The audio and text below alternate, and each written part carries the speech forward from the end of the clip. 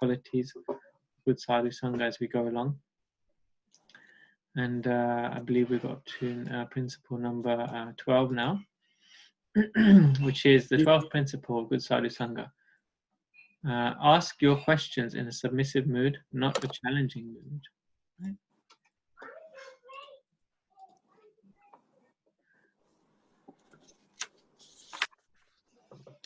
And before we begin the reading, we'll just sing the song from the introduction, the invocation prayer. Krishna, Krishna, Krishna, Krishna, Krishna, Krishna, Krishna, hey. Krishna, Krishna, Krishna, Krishna, Krishna, Krishna, Krishna, hey. Krishna, Krishna, Krishna, Krishna, Krishna, Krishna, Rakshamam. Krishna, Krishna, Krishna, Krishna, Krishna, Krishna, Pahimam. Ram Raghava, Ram Raghava, Ram Raghava, Rakshamam. Krishna Keshava, Krishna Keshava, Krishna Keshava, Pahimam. Okay, and if we could have, if you'd like to volunteer to read, you can put in a number in the chat. So in the order of readers, starting from Jay Prakash Prabhu, who's number 1, and Anisha, who's number 2, and then if we can have a 3rd or 4th reader, that would be very nice as well. So has everyone found the starting point in chapter 11? It's the 3rd paragraph. Yeah. Sometimes Mother Yashoda used to ask that one. Yeah.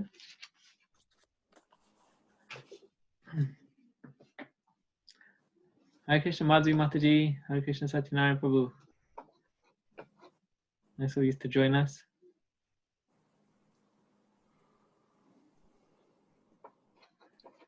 Okay, so Ajay Prakash Prabhu, would you like to begin reading, please? Okay, Hare Krishna. Sometimes Mother Yashoda used to ask Krishna to bring her a wooden plank for sitting.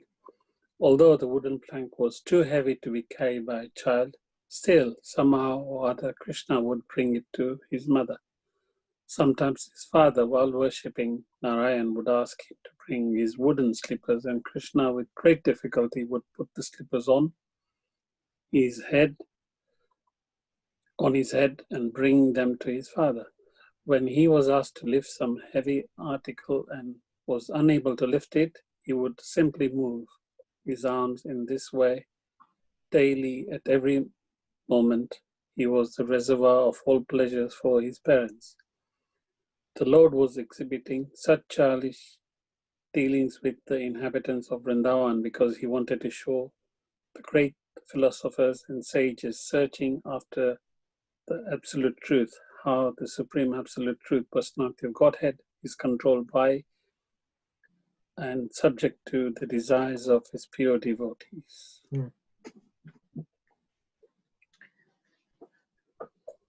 So here, I was thinking about, of course, anyone can bring in comments and questions as we go along. This is an open group discussion.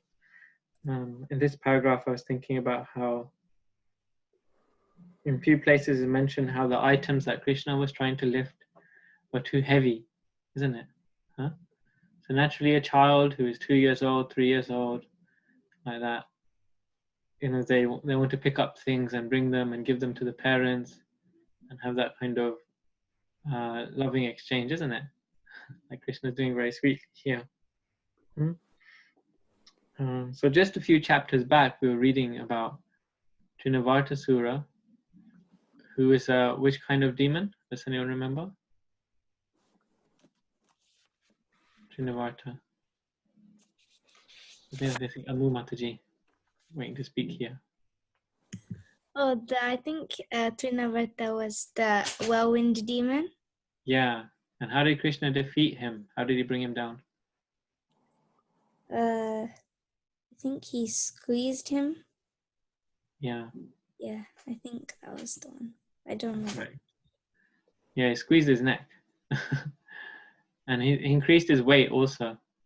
So he became so heavy. Yeah. and then he brought him to the ground. But here Krishna is finding, in contrast, Krishna is finding even a plank of wood or his father's slippers and even other items in the house. He's finding them too heavy, isn't it? So you can see how Krishna, in contrast, is controlled by the weight of his devotees' love. Effectively, this is what Krishna is showing, isn't it? He's showing he's controlled by that heavy love which his devotee has. Huh?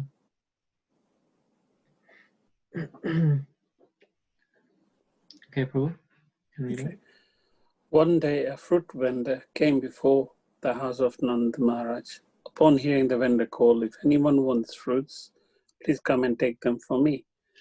Lord Krishna immediately took some grains in his palms and went to get the fruits in exchange.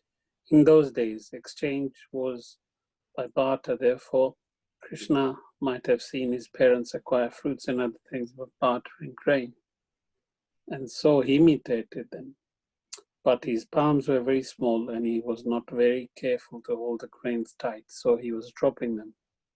The vendor who came to sell the fruit saw this and was very much captivated by the beauty of the Lord, so she immediately accepted whatever few grains were left in his palms and filled his hands with fruits. In the meantime, the vendor saw that her whole basket of fruit had become filled with jewels. The Lord is the bestower of all benedictions. If someone gives something to the Lord, he is not the loser. He is the gainer by a million times. So has anyone heard this pastime before? Anything which you'd like to share or add to this? Yeah, I've heard about this pastime before. So yeah, I mean, it just shows Krishna's mercy, and also the fact that Krishna doesn't forget. Krishna approaches. We were in one of the other classes. I learned that Krishna approaches each devotee in a personal way. So someone might, I mean, going back to the Duryodhana and Vidura story. So someone might offer Krishna a lot, and Krishna would still say a no to that, and yet choose to eat a banana peel instead. So that reminds me of this pastime as well. So he was only getting a few fruits, and only the ones that would fit in his tiny hand, and yet in return he gave so much, because what was offered to him was with true love. And that's what Krishna, the true bhakti, and that is what Krishna desires and loves from his devotees. Yeah, wonderful comparison you made there. I like the point you mentioned about Duryodhana and Vidur. Krishna also went to see.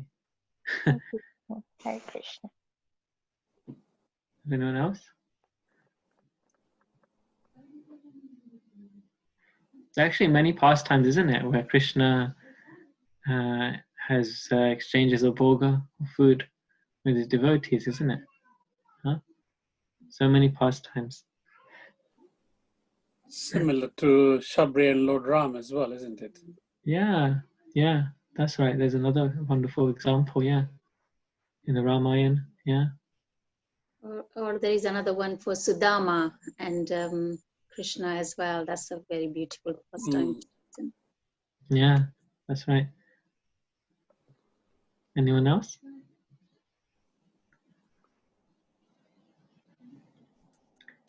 So you can see, Mataji also mentioned Krishna reciprocates according to the approach.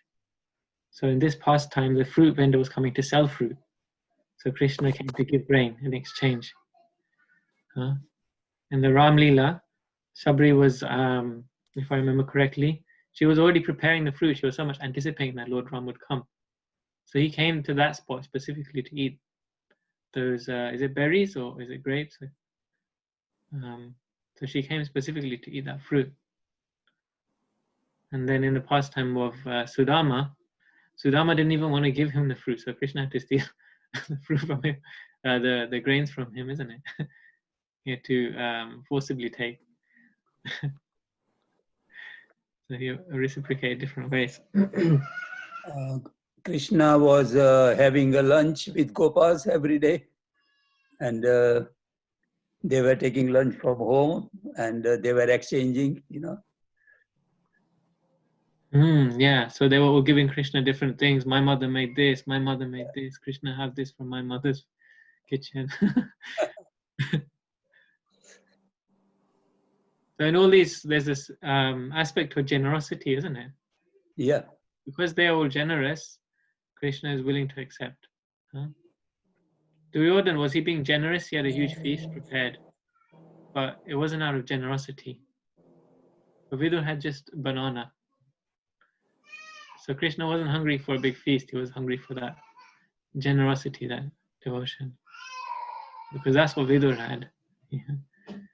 So this is, you find that Krishna wants something which is given every day, like generously. So every day we're offering Krishna fruit, isn't it? In our offering, we may be offering some fruit or some rice, grain, or some vegetables, bhoga, if we're offering to our deity at home, our Thakurji at home. Then we can. This is nice to remember, how Krishna reciprocates with all these different devotees in the offering of foods. So one pastime I was remembering was in the pastime of Chaitanya Mahaprabhu. There was a Brahmin, a mendicant. He would wander and stay at different homes. And he visited the home of Chaitanya Mahaprabhu's father, Jagannath Mishra, and Sachi Mata. He visited their homes. So generally these Brahmins, they would stay in the house of other Brahmins. They would not look to stay in a very opulent place because they themselves were living very simply. And so he stayed in the house of Jagannath Mishra, and came for the time of his offering. He would eat once a day, this Brahmin. I don't think his name is mentioned anywhere, but this Brahmin would do once a day offering to his Gopal deity. Has anyone heard this story before? Yeah, Dinisha is nodding her head. Anyone? It's hard to know because I can't see everyone on the screens. So what he was doing, his once a day, he was doing his offering. He would cook, he would acquire the food stuff, he would cook, and then he would offer to his Gopal deity with great love. He had, he was actually a very pure-hearted Brahmin, pure-hearted devotee, and would offer this food. And he was offering in the house of Chaitanya Mahaprabhu, where he was staying as a baby, Nimai. He was a baby Nimai at that time. And that baby Nimai, he came running into the room where the offering was being done. And during the offering, he climbed up on the altar of the traveling altar of this Brahmin, and he took the offering into his mouth. So now imagine you're staying at some place and you're doing an offering, and someone, while you're doing the offering, comes and eats the food. This is what happened. So the Brahmin opened his eyes and was shocked that this child is spoiling the offering. He's coming and he's taking the offering. And the Brahmin, he eats once a day. So this was his meal for the day gone.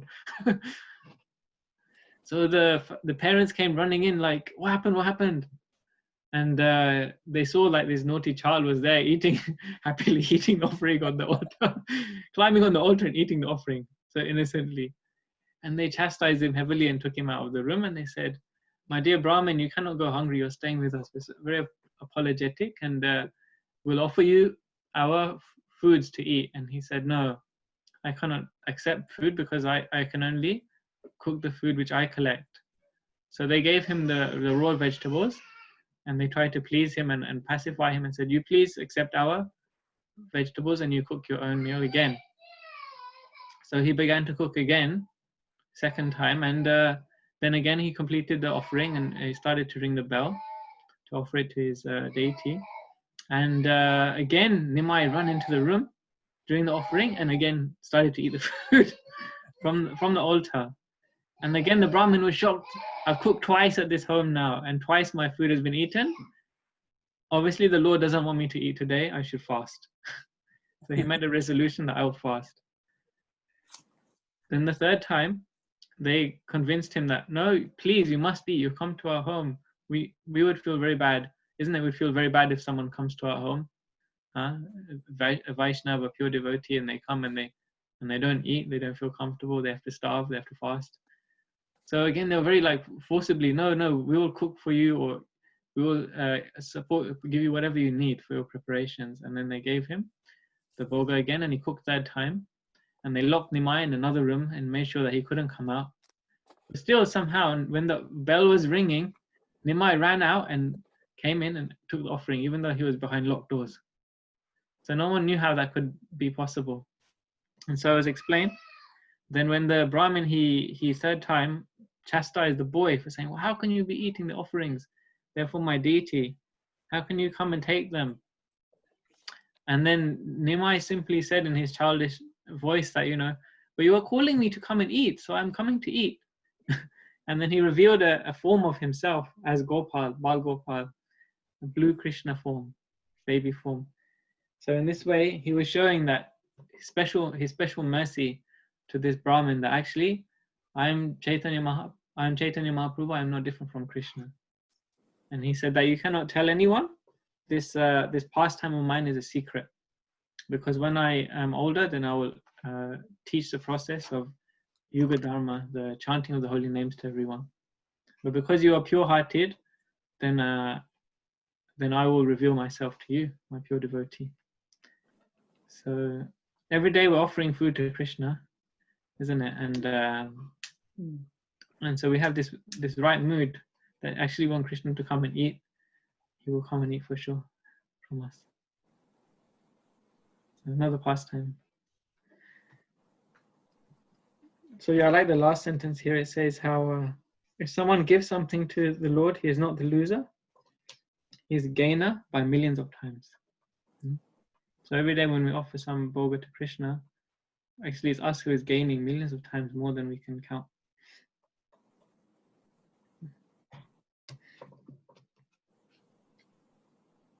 Prabhu, would you like to read on? Yeah. One day, Lord Krishna, the liberator of the twin Arjuna trees, was playing with Balram and the other children on the bank of the Yamuna. And because it was already late in the morning, Rohini, the mother of Balram, went to call them back home. But Balram and Krishna were so engrossed in playing with their friends that they did not wish to go back. They just engaged themselves in playing more and more. When Rohini was unable to take them back home, she went home and sent Mother Yashoda to call them again. Mother Yashoda was so affectionate towards her son that as soon as she came out to call him back home, her breast filled up with milk. She loudly cried, "My dear child, please come back home. Your time for lunch is already past." She then said, "My dear Krishna, oh my dear lotus-eyed child, please come and suck my breast. You have played enough. You must be very hungry, my dear little child. You must be tired from playing for so long." She also addressed Balram thus, "My dear Rama, the glory of your family, my dear child, please come back home with your younger brother Krishna immediately. You have been engaged in playing since early morning, and you must be very tired. Please come back and take your lunch at home.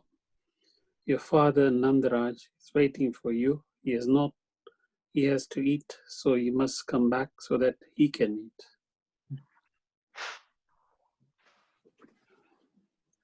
So what I like reading in this section is how affectionately Mother Yashoda is calling Krishna. The words she's using is like with so much affection. She would say, how my dear lotus-eyed child, she's calling my dear little child, like that. So, and you may know, like if you're calling children, and for those of you who are mothers, the food is ready and it's just like time to eat, and you've been working and you want to eat, and the husband is waiting, he wants to eat, and it's just like, get over here, prasadam's ready. Anyone had that experience? And the child just wants to play and is like no interest in eating. But just the affection that Mother Yashoda has and the way she calls Krishna, even in this situation, it's just like, it's all her thoughts is just centered around Krishna. The affection that she has for her child, how much affection she has for her child. It's very nice. Don't you agree?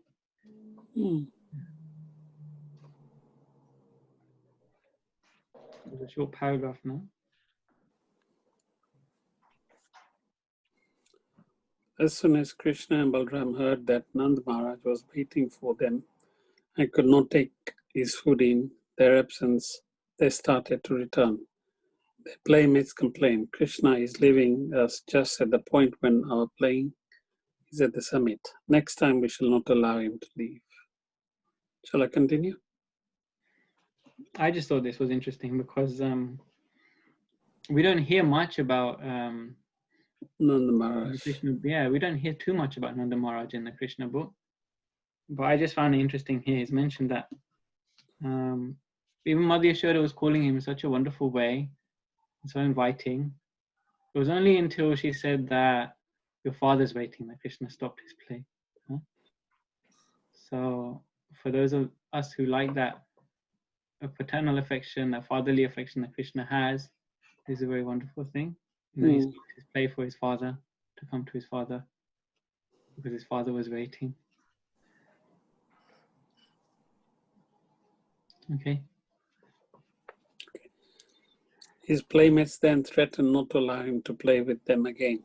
Krishna became afraid, and instead of going back home, he went back again to play with the boys. At that time, Mother Yashoda scolded the children and told Krishna, "My dear Krishna, do you think that you are a street boy? You have no home. Please come back to your home. I see that your body has become very dirty from playing since early morning. Now come back home and take your bath. Besides, today is your birthday ceremony. Therefore, you should come back home and give cows in charity to the Brahmins. Don't you see how your playmates are decorated with ornaments by their mothers? You should also be cleansed and decorated with nice dress and ornaments. Please, therefore, come back, take your bath, dress yourself nicely, and then again you may go on playing." In this way, Mother Yashoda called back Lord Krishna and Balaram, who are worshipable by great demigods like Lord Brahma and Lord Shiva. She was thinking of them as her children. When Mother Yashoda's children, Krishna and Balaram, came home, she bathed them very nicely and dressed them with ornaments. She then called for the Brahmins, and through her children, she gave many cows in charity for the occasion of Krishna's birthday. In this way, she performed the birthday ceremony of Krishna at home. All right. So her mood has changed slightly at the beginning of this paragraph, is it? Did anyone catch that? She's a bit angry now that Krishna's not coming.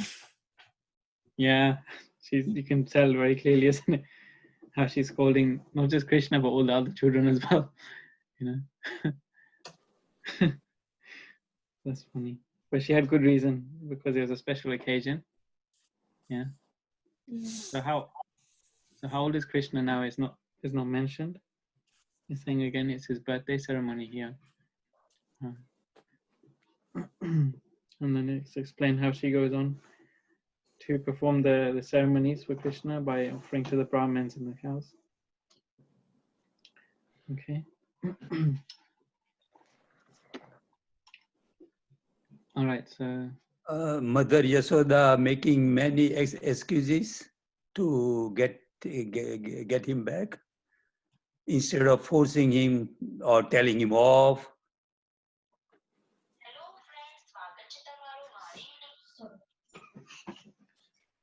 yeah, that's a nice point as well. She's saying that if you think you're a street boy, you have no home. Yeah, like if he doesn't come back, then Nanda Maharaj would not eat without having him.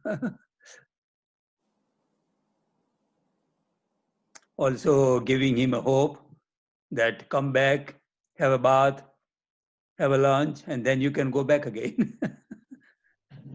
Yeah, she's trying to excite Krishna as well by telling him his birthday.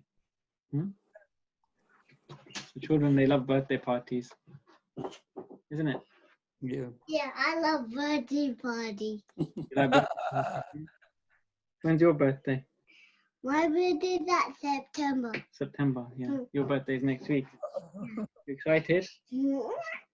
So children, they love birthday parties.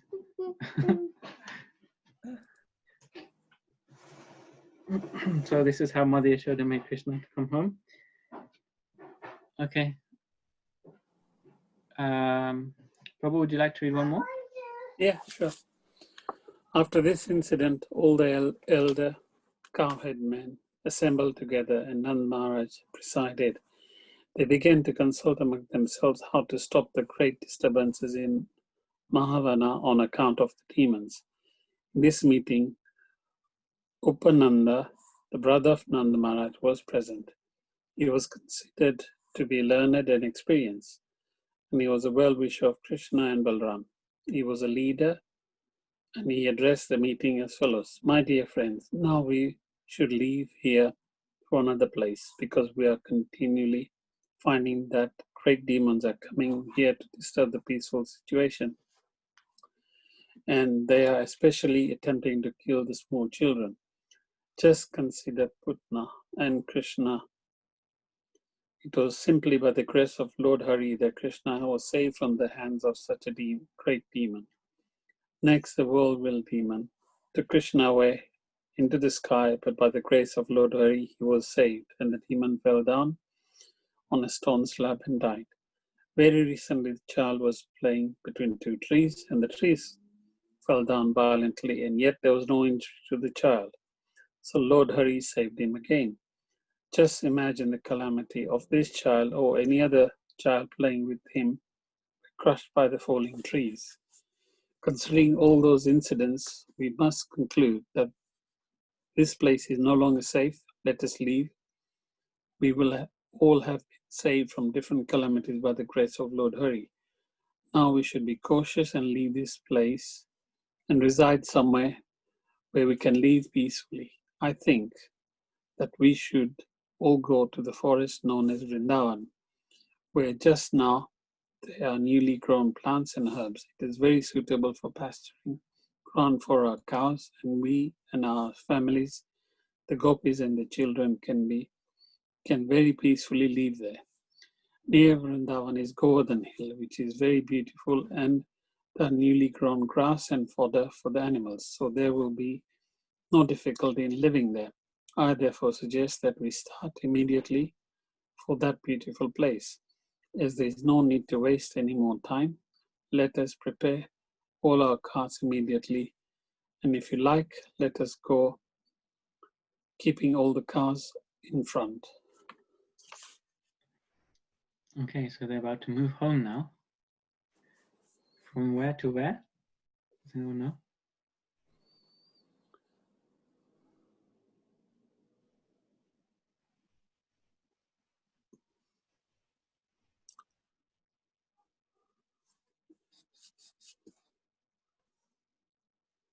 I think Shamarani was about to say. Yeah, I was just asking, sorry, I wasn't, did you just ask that they're moving from where to where, yeah? Yeah, where are they moving home from and to? They're going from Gokul to Vrindavan? Yeah, they're going from Gokul to Nandagram, that's right. Yeah. So Gokul is in a village, which is in the forest mentioned here at the top. It says Mahavan. Yeah. So and then they're moving to Nandagram, which is in the forest known as Vrindavan. Yeah. So they're moving because of the attacks from different demons, isn't it? So there's three mentioned here, isn't it? Three demons. Three different attacks, you can say, on Krishna, which is mentioned. So Putana, the whirlwind, and then the Yamalojun trees, which fell, the giant trees which fell down violently. So they normally say, you know, like third time lucky. They're thinking like Krishna 3 times, you know, something's happened, something dangerous has happened. We don't want to wait 4th time. And of course, there was one more Shakatasura as well, which is not mentioned here. That was the ghost who was hiding in the cot. And so it's interesting they mention that it's mentioned that Lord Hari is repeatedly say Lord Hari saved him. Lord Hari. So does anyone know what does it mean? Hari. What does Hari mean? Narayan. Yeah, means Narayan. But every name has a specific meaning. Huh? Narayan has a specific meaning. Vishnu has a specific meaning. Hari. Have you ever heard this term, this word before? Hari. Has anyone heard Hari before? Don't we say it all the time? Hari bol. Haribo. What does it mean, Hari? Do we know? Do we know? Who is stealing hearts? From Yeah, one who is a thief. Yep. It means one who takes away. Yeah. I believe it's in the Skanda Puran. It's mentioned that Hari, that by chanting Hari loudly, he will come and take away. That's how it's written in Skanda Puran. That if we chant Hari, Hari, then he will come and take away. So we have to be very careful in chanting Hari. Yeah. unless you are prepared to lose. So, and then the description is then given that he takes away what? He takes away dangers. Yeah. So we have to be willing to have Krishna take away our dangers. Yeah. Our problems, our anxieties, our troubles, our worries. By chanting Hari, Hari Bol, Hari Bol. By chanting Hari Bol, encouraging everyone else. This is our greeting, isn't it? If you chant Hari, he will take away all your worry. So this is the situation that, they're worried. Krishna has been through so many troubles, so-called troubles. And to remove that, we are depending on Hari. We're depending by Hari's mercy, all these troubles have been taken away. He's saying, isn't it? So who's making all these statements? Who's deciding all of this? Is mentioned. Did you see that? Upananda. Okay, and who's Upananda? Brother of Nanda Maharaj. That's right, probably, yeah. So that's Krishna's uncle, isn't it? He's actually Krishna's father's older brother. So you know how many brothers there are in this family? That one is mentioned already, Upananda. And one of them we know already. Krishna's father is Nanda. And then there's also two more brothers. One is also, so Upananda, Nanda, there's also Sunanda. And then there's, what was the other one was called? Abhinanda. The other one. So these four are brothers. So Upananda is the eldest, then Abhinanda, then Nanda, and then Sunanda is the youngest.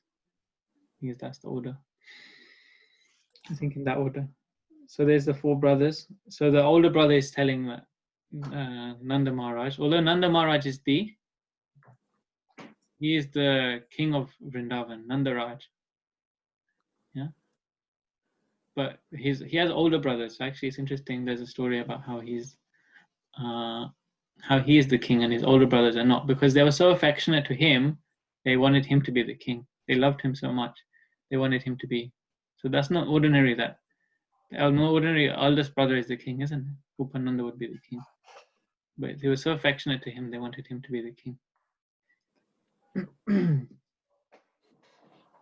So some of the forest of Vrindavan, or we can say the forest of Raj, there's 12 forests. So a couple of them are mentioned here. So would you like to hear what other forests there are in Braj? Have you heard of those before? Shamran is nodding her head, so to please her, I'll read the other forests. So there is Mahavan, Kamyavan, Madhuvan, Talavan, Kamudavan, Bandravan, Vrindavan, Khandiravan, Lohavan, Bhadravan, Bahulavan, and Bailvan. So these are the 12 forests of Raj. Okay. Would anyone else like to share any points from this paragraph? We could continue if not. Or do we have anyone else to volunteer to read apart from Jay Prakash Prabhu and Linisha, who volunteer every week very enthusiastically. Linisha, would you like to read? No? And Okay, hopefully we'll Prabhu. have someone else read after you. Okay. On hearing the statement of Upananda, all the cowherd men immediately agreed. Let us immediately go there. Everyone then loaded all their household furniture and utensils onto the carts and prepared to go to Vrindavan. All the children, women, and old men of the village were arranged on seats, and the cowherd men equipped themselves with bows and arrows to follow the carts. All the cows and bulls were placed in front, along with all their calves, and the men, with their bows and arrows, surrounded the herds and carts and began to blow on their horns and bugles. In this way, with tumultuous sound, they started for Vrindavan. Okay, you want to read the next one also? Okay, Prabhu. And who can describe the damsels of Raja? They were all seated on the carts and were very beautifully dressed with ornaments and costly saris. They chanted the pastimes of the child Krishna as usual. Mother Yashoda and Mother Rohini were seated on a separate cart, and Krishna and Balram were seated on their laps. While Mother Rohini and Yashoda were riding on the cart, they talked to Krishna and Balram, and feeling the pleasure of such talks, they looked very, very beautiful. Again, another very vivid description of transcendental pastimes of Vrindavan. What stood out for you in these paragraphs? Anyone?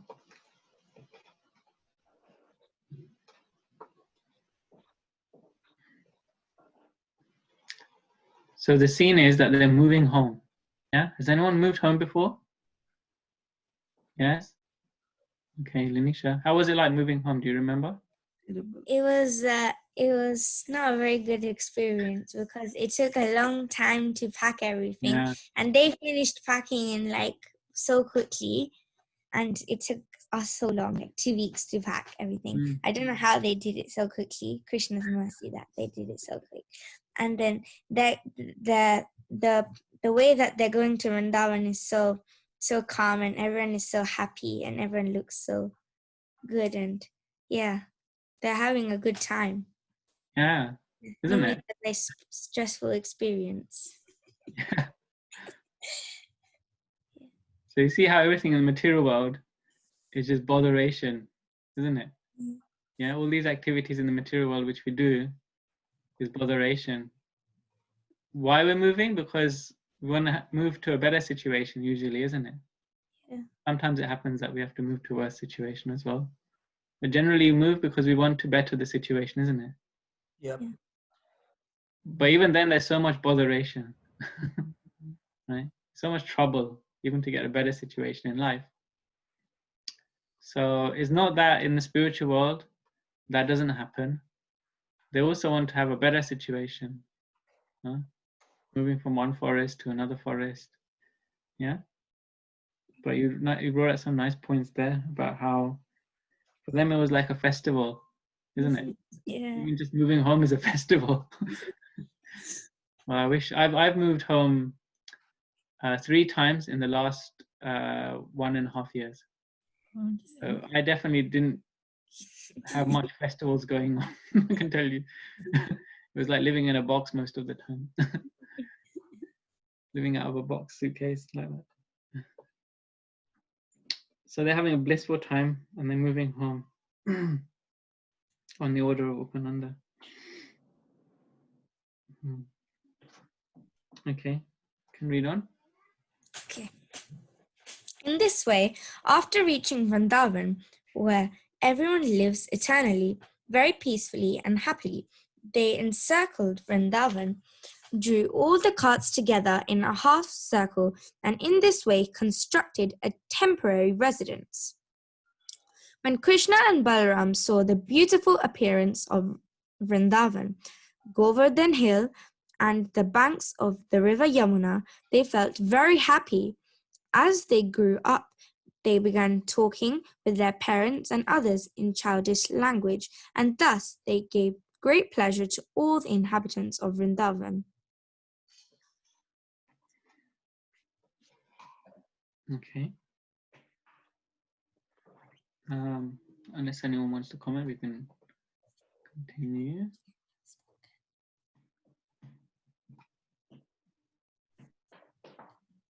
Okay, you can go on. Okay. Soon Krishna and Balaram had grown sufficiently to be given charge of the calves. Cowherd boys from the very beginning of their childhood are trained to take care of the cows, and their first responsibility is to take care of the little calves. So, along with the other little cowherd boys, Krishna and Balaram went into the pasturing ground and took charge of the calves, and there they played with their playmates.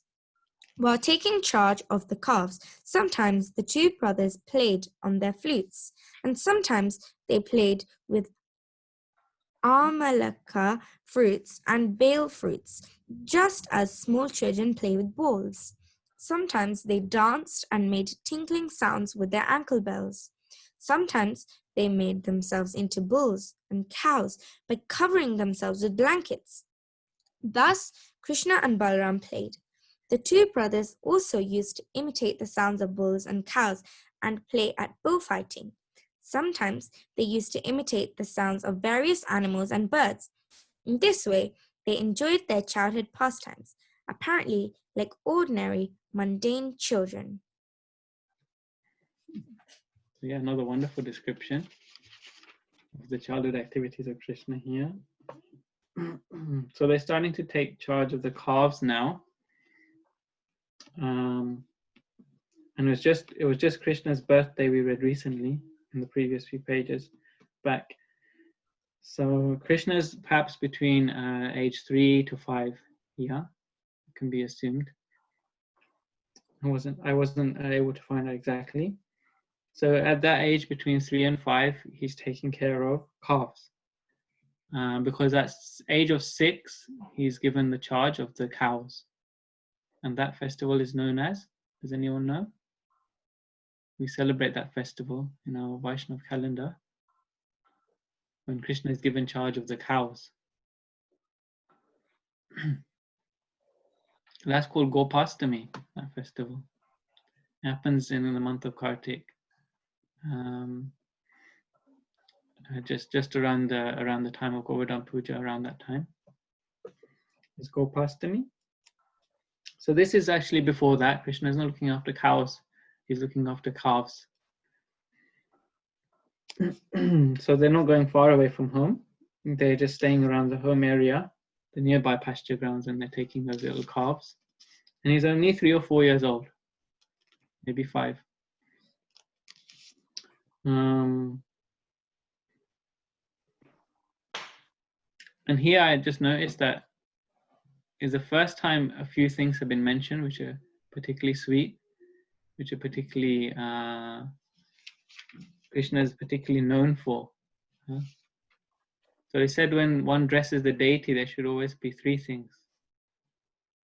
Prabhu, maybe you could enlighten us what is those 3 things. At least I've been told by one pujari. 3 things should always be there when we dress Krishna.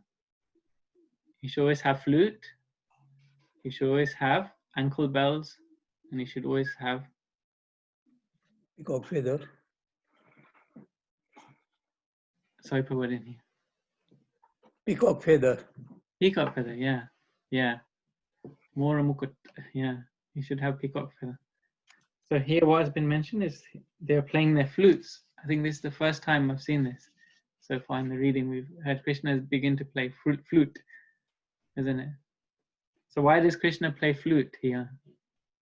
Because he's taking care of these calves. So he tracks the calves. The expert cowherd men and boys, they would they would be able to call the cows or calves from the flute sound. Another thing is mentioned, that he's wearing ankle bells, and he would run and the ankle bells would tinkle. And they would dance, he says here, they danced. And then another thing is introduced here. What's that? They're playing a game of Shamrani, some mute so we can't hear you. Bullfighting. Bullfighting. Yeah. So they're dressing like bulls and they're bumping into each other. Yeah. Anything else? They I was. used, Yes, oh, go ahead. sorry. They used to make the sounds of animals and birds. Yeah. There's a nice picture of this actually. I don't know if anyone's seen it. Maybe we can post it in the group this week on the WhatsApp group. So there's some of the boys, they're playing like monkeys, and then some of them they're playing like peacocks, and they're walking like this, and they're all playing like different animals. And it's explained that there was a frog that was sitting on a what does they sit on the lily, isn't it? Water lily. They sit on these lilies. So one boy was sitting like a frog like this, you know, and then the frog got scared, so he jumped from the lily into the water. And the boy was copying the frog, so he also jumped, but he fell in the water too. So like this, all the children are imitating the different animals and you know, having some silly fun like that. And this boy had fallen in the water in these games that they play. So it's also mentioned they played ball games with fruit. So they had amalaki fruit and bale fruit. They were playing cricket and tennis. So Krishna is the original cricket player, original tennis player. Huh? So like that, they had so much fun. Lanisha, would you like to read some more? Okay, Prabhu. Once, when Krishna and Balaram were playing on the bank of the Yamuna, a demon of the name Vatsasura assumed the shape of a calf and came there intending to kill the brothers. By taking the shape of a calf, the demon could mingle with the other calves. Krishna, however, specifically noticed this, and he immediately alerted Balaram about the entrance of the demon. Both brothers then silently approached him. Krishna caught hold of the demon calf by the two hind legs and tail, whipped him around very forcibly, and threw him up into a tree. The demon lost his life and fell down from the top of the tree to the ground. When the demon lay dead on the ground, all the playmates of Krishna congratulated him. Well done, well done! And all the demigods in the sky showered flowers with great satisfaction. In this way, the maintainers of the complete creation, Krishna and Balaram, used to take care of the calves every day, beginning in the morning, and thus they enjoyed their childhood pastimes as cowherd boys in Vrindavan. Okay, so this is the main pastime, you could say, within this chapter, which is called the killing of the demons Vatsasura and Bakasura. So Vatsasura, what form did he take?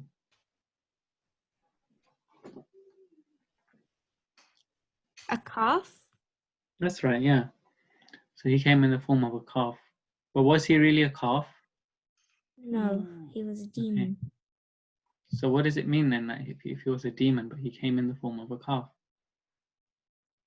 So what kind of form did he really have?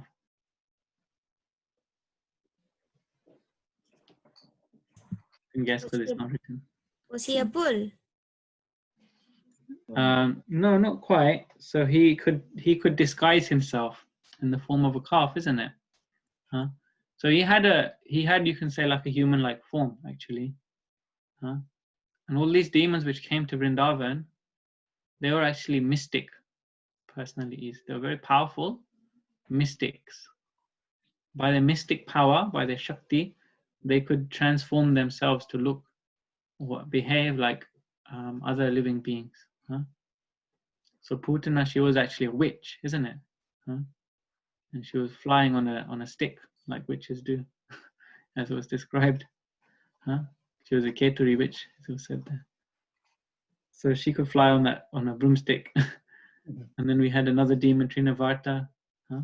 He could make a power. He had the power to become like a wind, a whirlwind. So he was a person with this mystic power. And here we're reading about this another kind of mystic who can actually change his whole form to look like an animal. He's looking like a calf. So it wasn't really a calf, actually. It wasn't like a calf, some sort of like a ferocious calf or something. He was actually a mystic yogi. But even mystic yogis, they could misuse their powers, even up to the extent of attacking Krishna and even attacking the devas and other people that would just cause general disturbance because they had so much power. And therefore, when Krishna defeated this demon, the devas even showered flowers from the heavens because they were terrified by this demon. So powerful he was. Yeah.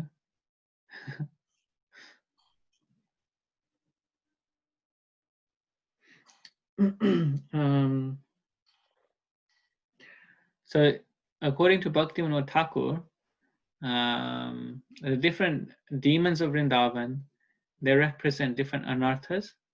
Have you heard this before? I think we discussed it before as well.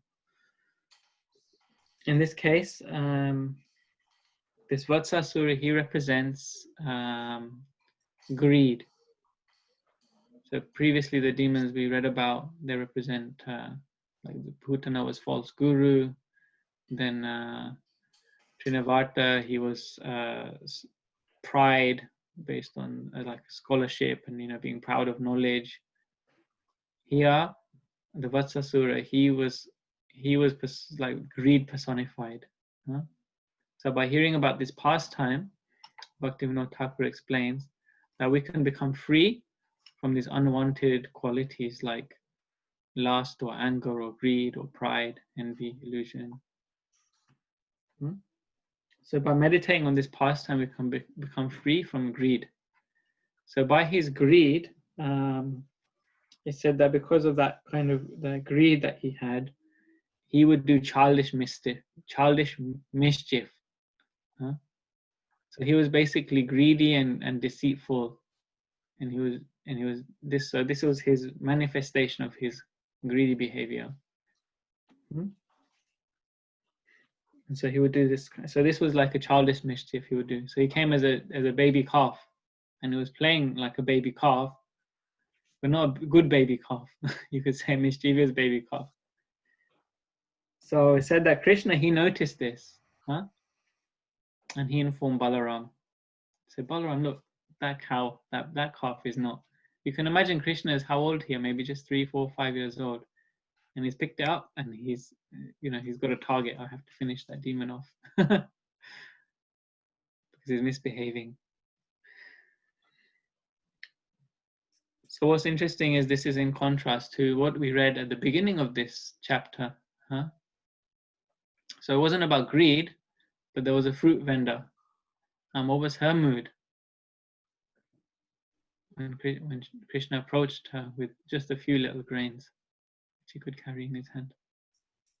She was generous. Yeah, that's right. So in contrast, it's nice how in this pastime, this chapter, these two wonderful like descriptions are given, or this wonderful contrast is given, where you can see she was coming to sell fruit. It's described in some places that she was like actually an Aborigine lady, so she wasn't like a village lady in Vrindavan. She was coming from the forest, so she was visiting Vrindavan to sell her fruits from the forest. She came from the forest with fruits.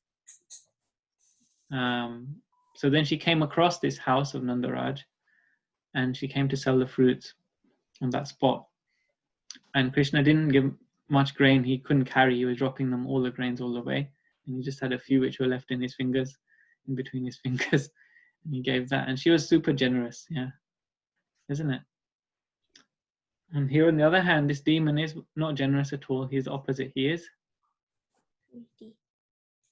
greedy, yeah. So you can see the contrast there. And what did Krishna do to him? Can you see?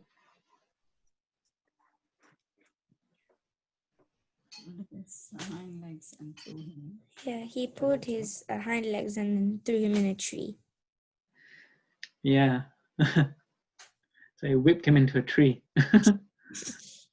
And then all the fruits fell down along with the demon, the dead demon. So Krishna has different ways of getting fruits, whether you're generous or greedy. Should we read the next one now? Unless, could anyone else share any reflections or thoughts, questions, comments on this? Hare Krishna Prabhu, it's just Hare a Krishna. silly question. What language did Krishna spoke, Prabhu? Which language did Krishna speak? Yeah. What did he speak?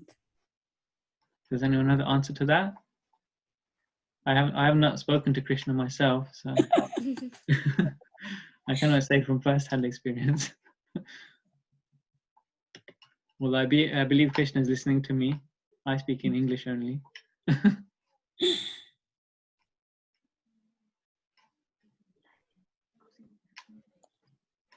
Or maybe the question should be, which language does Krishna not speak? Well, as far as I know, at that time, everything was in Sanskrit, wasn't it? Sanskrit, yeah. Yeah. Krishna could have been speaking Sanskrit. Thank you, Prabhu. I think Chaitanya Mahaprabhu spoke Brajabhasha, isn't it, Prabhu? Is that correct? Chaitanya Mahaprabhu, he spoke Bengali. Okay. Yeah. Okay, Prabhu. I thought Krishna spoke in Brajbhas because there's a I Braj. thought, yeah, I Mhm. thought that too. Yeah. And many of the But- places which is named after Krishna's pastimes, the words they use are Brajbhas. Okay. Brajbhasi, but I don't know for sure. Maybe they change the names over time or not, or what. I can't say. Okay, Prabhu, thank you. There's a language, Brajbhas as well. Mm. So there's a nice Brajbhasi song, which is depicted in this paragraph which we just read before this. Has anyone heard this song? Utti Utti Gopala. Huh? There's a song like that. So this is like about the childhood play of Krishna. That's a Brajbhasi song.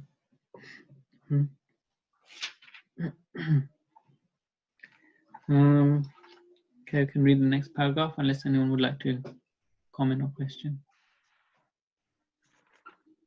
Do you like to read one more, Dinisha? Okay, Prabhu. One day, all the cowherd boys went to the bank of the river Yamuna to water the calves. When the calves drank water from the Yamuna, the boys also drank. After drinking, when they were sitting on the bank of the river, they saw a huge animal which looked something like a heron and was as big as a hill. Its top was as strong as a thunderbolt. When they saw the unusual animal, they became afraid of it.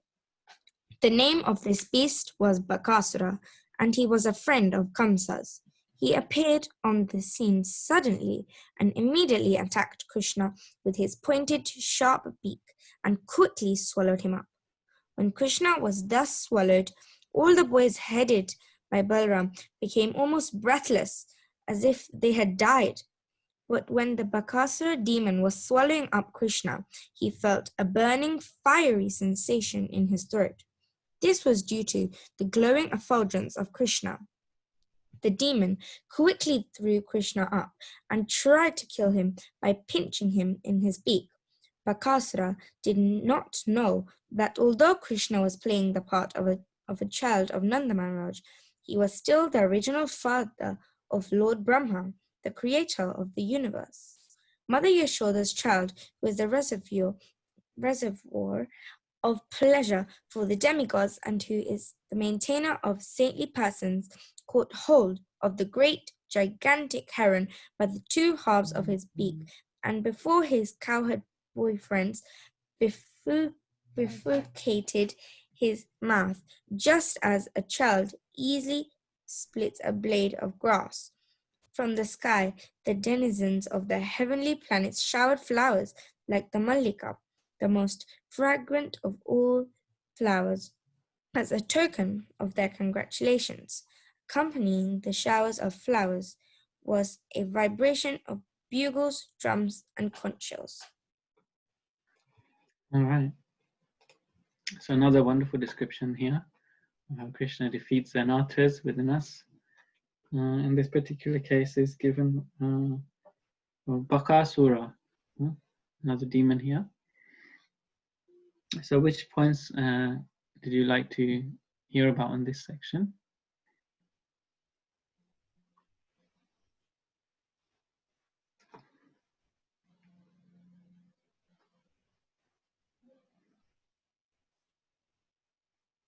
Anyone? This is an open question.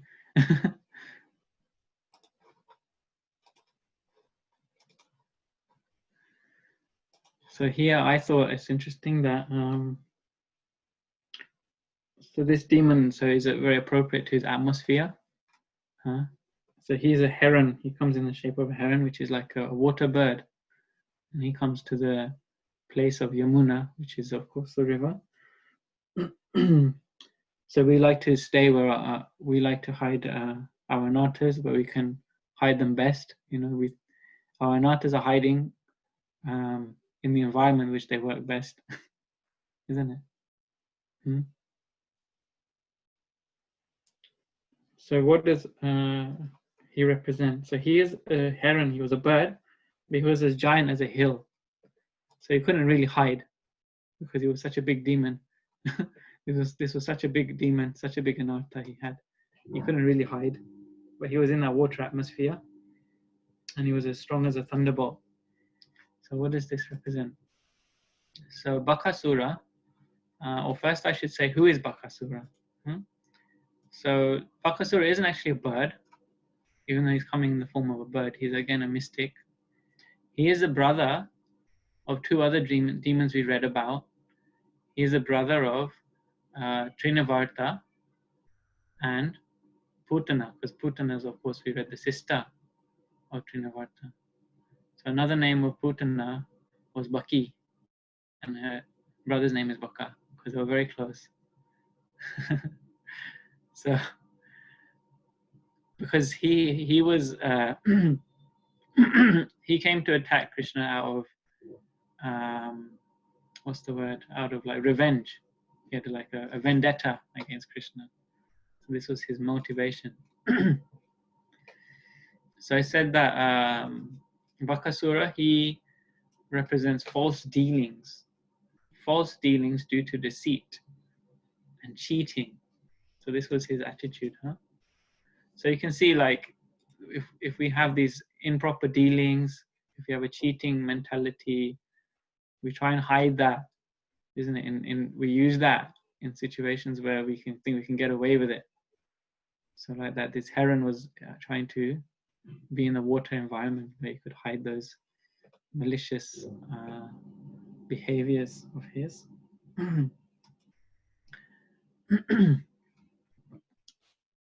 So specifically this cheating propensity or deceit is sometimes used in disobeying the instruction of the guru because of attachment to material desires. This is explained by Bhaktivinoda Thakur. That, you know, when the guru comes, then we wear the tilak and wear the dhoti and the kurta or the sari, you know, the sari which comes out maybe once or twice a year, or for the weddings, or, you know, for the birthdays. And then, you know, everyone's on their best behavior, right? Everyone's in this mood of service. You know, when the guru's there, everyone's enthusiastic to perform service, you know. But then when the guru goes away and he travels, or she travels around the world, and then, you know, slouch in spiritual life. And then so many other things creep in. So this is the attitude of like the beginner of in devotional service, the tendency to disobey the orders of the guru. So this is something to be very careful of. By hearing this pastime, of course, we become purified from this anartha, which is a very wonderful thing. Hearing Krishna Katha, we become purified from all kinds of anarthas. And how does Krishna defeat this demon is important. So would you like to relate that back to the group? Anyone? How did Krishna begin attacking with this demon, battling with this demon? Anyone like to share that? We have a few silent participants in the group. Maybe we could have a little bit of introduction from you all. Feel free to participate. How did Krishna defeat? How did he fight with this Bakasura demon? Can anyone say?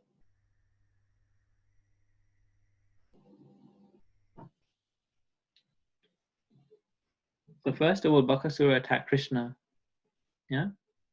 How did that happen?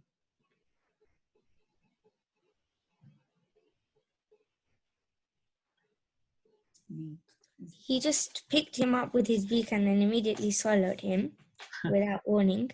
And then afterwards, he felt like a burning sensation in his throat. That was because Krishna is very effulgent, and that's why he felt that burning sensation. And then because of that burning sensation, he threw Krishna up on the grass, and then Krishna tried to kill him by pinching him in the beak. So then, and then after Bakasura attacked him again, yeah, with the beak. Yeah. And then he broke his beak by splitting them into 2 halves. Yeah. That's how he got killed. Wow, pretty vicious, isn't it? Yeah. That was pretty vicious, huh? Yeah. First, Krishna killed the first demon just by drinking the breast from her milk from her breast. The next demon, Krishna just squeezed him. The next demon, so then Krishna broke the Arjun and Yamal Arjun trees. Here is like a full battle. The last demon, Krishna just threw him into a tree. This is like attack and counterattack. Huh? So even Balaram was like almost breathless watching this. Can you imagine what a scene it is? Even Balaram's like, Krishna, and he himself is God. Even he was amazed by this pastime. So how amazing is it to read that? Yeah, that really caught me. How so in the previous pastime, in the previous demon which Krishna attacked, he had to tell Balaram, this calf, Vatsasura, he's a demon. Here there was no warning. It was just like that beak just came in to grab Krishna and bite him and eat him up. And then Krishna disappeared. And then Balaram was like, another demon? Isn't it? Yeah. And it said that Krishna bifurcated him. So that means he tore him in half. Like a child splits the blade of grass. You know, have you done that before? You can just like pinch the grass and it's got a crease in the middle and it just breaks in two. Yeah. So easily Krishna defeated him. So easily Krishna. But he played with him for a little while. Because Krishna is playful, isn't it? So many of these pastimes we're reading about how Krishna is so playful. So any situation, Krishna is having fun. He's having his play, his pastime.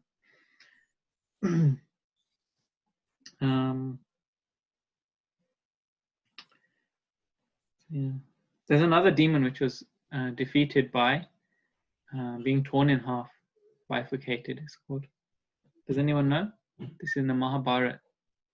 There was a demon who fought with that demon. One of the Pandavas fought with the demon who was torn in half.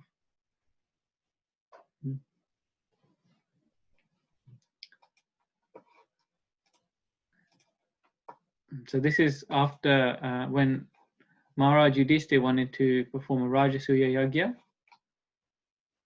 Then the Pandavas decided they should go to all of the kingdoms and kind of get their like allegiance. All the kings should be in allegiance with King Yudhishthira so that he could perform this great sacrifice, the Rajasuya Yagya. But there was one king who was still very inimical to the Pandavas and especially to Krishna, because he was related to King Kamsa, I think. His name was King Jarasandh. Does anyone know how Jarasandh was defeated? I remember. I'm sorry, Hare Krishna. I might be wrong, but I just remember that he's is that to do with his like basically he had the Pandava has to throw his well basically tear him into part and then throw him in different direction. Otherwise, if he's doesn't go in different direction, he was keep joining himself back again. So he was keep becoming alive. Is that what it was? That the one? That's it. Yeah, Okay. well remembered. So Jarasandh, he was the son of a king, but he was born in I think there was some defect in his birth. I can't remember that part of the story, but he was born in two halves. Yeah. So then the father went into the forest and threw him away, threw this baby form of two halves, two like halves of a baby, and threw the halves away. Then a witch came named Jara.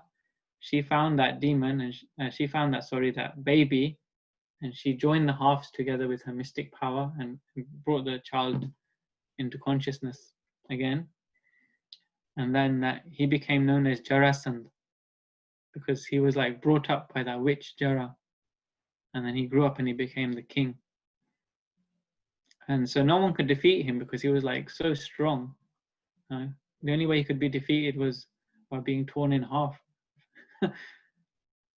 So he caused a lot of terror. This is the same king who attacked Krishna so many times, isn't it? 17 times, is that right, Prabhuji? Satyanarayana Prabhu? Yeah, that's right, 17 times, I remember. Yeah, so same Jarasandh. So Krishna defeated his whole army, his whole infantry 17 times. He completely wiped out his army. And then Bhim, he was sent to fight Jarasandh personally. And after fighting for so many days and without stop, then Krishna decided to reveal the secret to him. So we see that in our life sometimes, isn't it? That, you know, we go through struggle and struggle and struggle, and then somehow just the idea comes. Oh, I just have to do this. Huh? And so Krishna gave him the clue how to defeat Jarasandh. Of course, Krishna knew all along. He could have told him in the beginning. But he picked up a blade of grass and he tore it. As Bhim was fighting, Bhim was like, you know, getting battered here and there, and he was having enough. But then Krishna picked up this grass and tore it, and he showed him how to defeat Jarasandh. And then he threw the grass like this. And so he didn't get it, but then he just, you know, he was just thinking, like, how can I finish him? And then he understood. And then that's what he did. He finished Jarasandh by tearing him in two pieces and throwing either side, opposite sides. Half his body one side, half the body the other side. So yeah. Sorry, it's a bit of a loose connection to this, what we're reading. But still Krishna Katha. So I was thinking how actually many scientists, I found this very interesting. I read some time ago how many scientists, they actually come across discoveries. You know, they don't generally say, you don't discover something in the first shot. You know, the discoveries the scientists make, they try, and so many attempts they fail and they fail and fail. Like I think it was Thomas Edison who discovered the light bulb. He discovered electricity, light bulb. Edison. I think it's Edison, I'm not exactly sure. Then, so he had so many failed attempts, and he kept going. And effectively it said that he had a light bulb moment, you can say, you know, something in his head like, got it, you know. Many scientists have this, you might call it intuition or inspiration or intervention. Some, you know, it's just somehow just the idea pops into their head. Oh, if I just try it that way. So in scientific journals, they don't attribute that success. They never say, you know, even though they write about these things, you know, they will always take credit, like, you know, it was my invention, it was my idea. So many times they fail. But where does that idea come from? Where does that inspiration come from to actually make the thing successful? No one can say. Many times there's many records of this. And so this is Krishna's intervention. He gives that knowledge. Yeah, so Krishna gives that knowledge. He gives that inspiration that things will fall into place. Just like how he gave to Bhima. Bhima was endeavoring, and then Krishna said, okay, just do like this. Finished.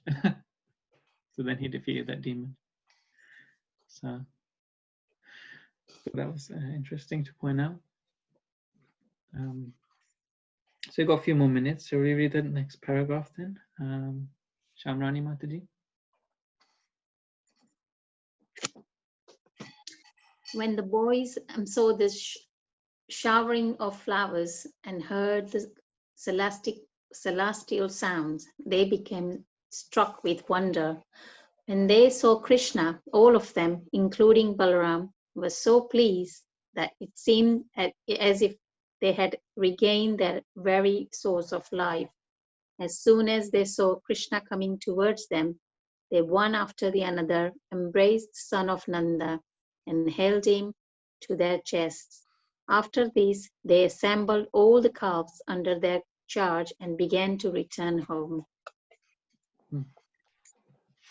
Would you like to read the next paragraph also, Mataji? Yep. When they arrived home, they began to speak of the wonderful activities of the son of Nanda. When the gopis and cowherd men all heard the story from the boys, they felt great happiness because naturally they loved Krishna. And hearing about his glories and victorious activities, they became still more affectionate towards him. Thinking that the child Krishna was saved from the mouth of death, they began to see his face with great love and affection. They were full of anxieties, but they could not turn their faces from the vision of Krishna. The gopis and the men began to converse amongst themselves about how the child Krishna was attacked in so many ways and so many times by so many demons, and yet the demons were killed and Krishna was uninjured. They continued to converse amongst themselves about how so many great demons in such a fierce bodies attacked Krishna to kill him, but by the grace of Hari could not cause even a slight injury. Rather, they died like small flies in a fire. Thus, they remembered the words of Gargamuni, who foretold by dint of his vast knowledge of the Vedas and astrology that this boy would be attacked by many demons. Now they actually saw that this was coming true word for word. Wow. I really like that paragraph. Did anyone else pick up anything which was interesting of these two paragraphs?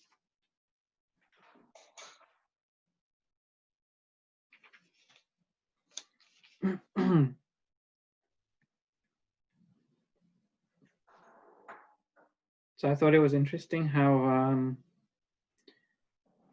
first of all, it's mentioned how that Krishna was like the very life of those boys. And actually, it so happened that when Krishna was gone, practically their life was also gone. They fainted to the ground. And then when Krishna was alive again, they became alive again. Krishna woke them up and they came back to life again. So that's how much affection they had for Krishna. And they were so happy when they went home. They went to tell their mothers and fathers, the boys, yeah? And their sisters even, you could say. So they were doing Krishna Katha, weren't they? They were telling the pastimes of Krishna. Like almost live, you know. This morning Krishna did this. And they come home after that and they tell what happened. So Vrindavan has Krishna Katha also. And so what was the result of them sharing pastimes? about Krishna? How did it make others feel? It's told in the same sentence. When they heard the stories from the boys, how did everyone feel? It made them feel anxious, but then they are a little bit happy that Krishna defeated them, but it makes them feel anxious about the demons to come in the future. Yeah, that's right. So there's many things that I mentioned actually. So beginning from this sentence, so in the paragraph, the second sentence, when the gopis and cowherd men all heard the story from the boys, they felt, what did they feel?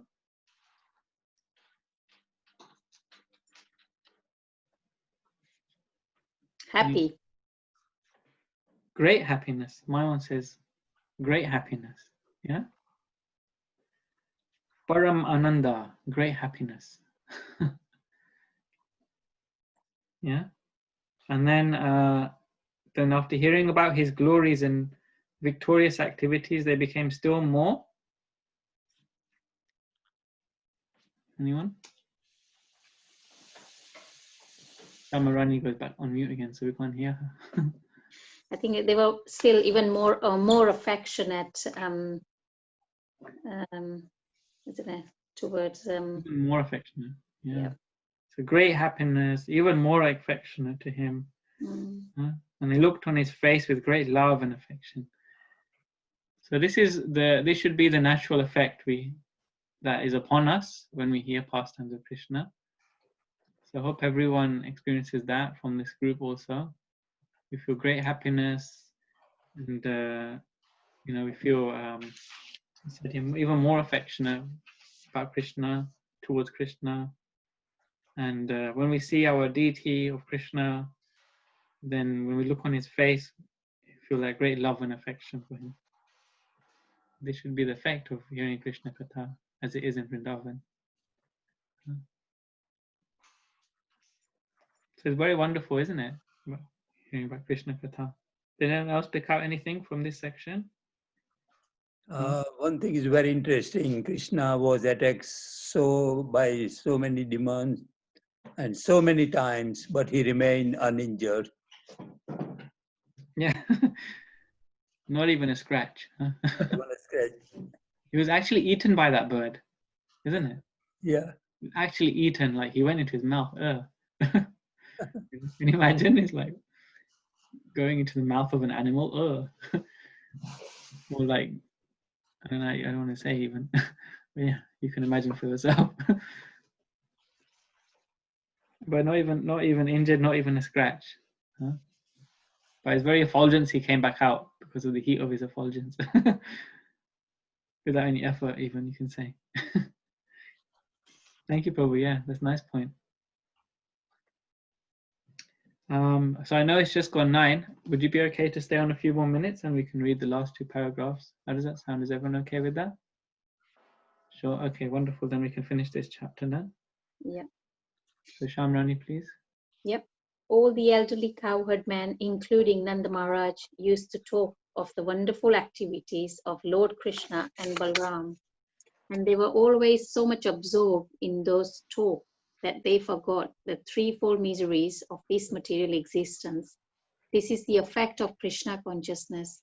What was enjoyed 5,000 years ago by Nanda Maharaj can still be enjoyed by persons who are in Krishna consciousness, simply by talking about the transcendental pastime of Krishna and his associates.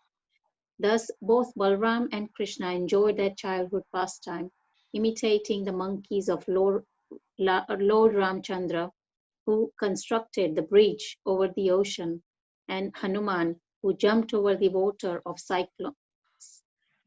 Ceylon, and they used to imitate such a pastime among their friends and so happily passed their childhood life.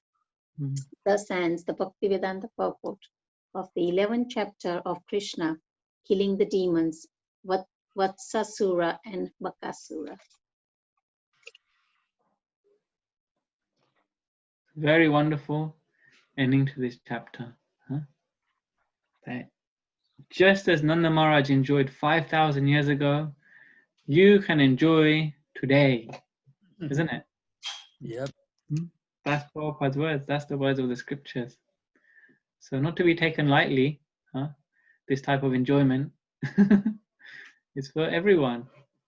So, but specifically talking about the Krishna pastimes. So come on Tuesday, listen, but also speak, also take part.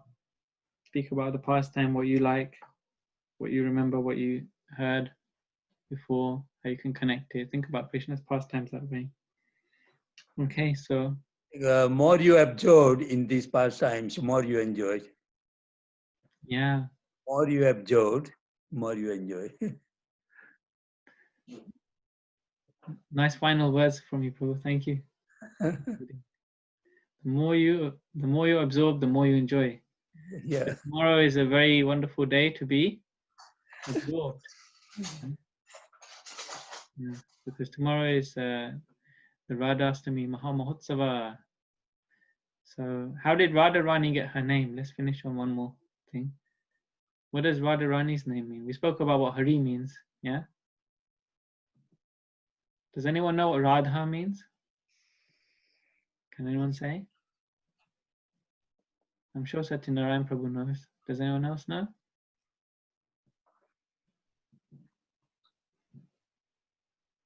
Radha is never mentioned in Srimad Bhagavatam, you know? Do you know that? No, Radharani's name is not even never, mentioned. never. Actually, what is mentioned? Does anyone know? Aradhya Gopi, huh? The greatest worshipper. Huh? Aradhana. So Aradhana means a worshipper, great worshipper. Huh? So Radharani is the greatest worshipper of Krishna. So there's a verse like that. We can maybe find it and send it tomorrow. Nice meditation. You can share with all your friends. And it would be nice if you could invite others to the group. If you're enjoying it, if you enjoy discussing Krishna Katha, invite others to come and join in, enjoy Krishna Katha as well, and see the group grow and the conversations grow, and so many different perspectives of remembering Krishna. So yeah, I can see our group is starting to dwindle a little bit to 8 people. I think we started with maybe 18. Yeah. So try and remind everyone, Tuesday evening, 7:30. This is the place to be. All right, let's end it there. Happy Radhastami to everyone for tomorrow. Hare Krishna. Hare Krishna. Happy Radhastami to everyone. Thank you. Hope you all have a blissful day tomorrow. Thank you, Shamrani. Hare Krishna, everybody. Hare Krishna. Hare Krishna. Hare Krishna, happy Radhashtami. You too.